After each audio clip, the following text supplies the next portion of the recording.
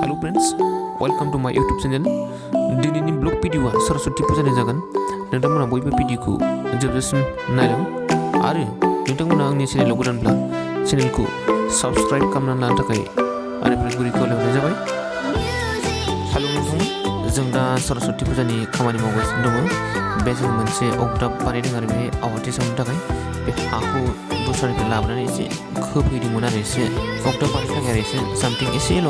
ओमफ्राय बेखौ दा जोङो अगदाब हाबाय आरो बेहाय बन जाबनानै आवाथि सावनाय जासिगोन आरो बेनि एसे खर'आवबो मोनसे माबा दं दाइस आनाय बेहाय आलारि बाथि फोजोङो आरो गंसे बेनिफ्राय दोनबाय। ओमफ्राय साइडआव ओरै साइडआव लेखाखौ जों फुजा होयो, लेखा दोनो बेनो आरो दा खामानिया फ्राय जोबनायनि लामायाव फैनाय बायदि जाबाय।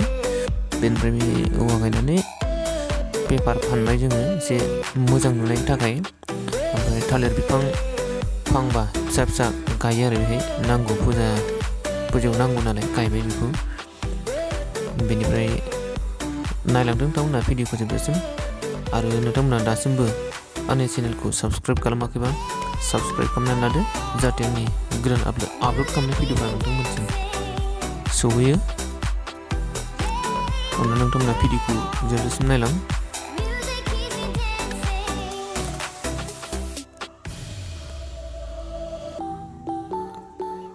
खामानिया जोबथ'वाखै, दाबो बानायगासिनो। दा नै खामानिया जोबनायनि लामायाव फैबाय।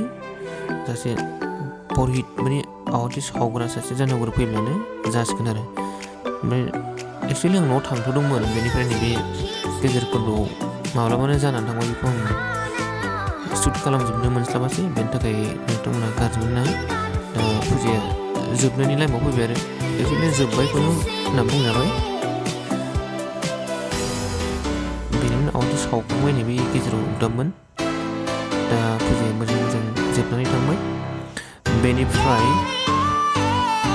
बेयो लेखा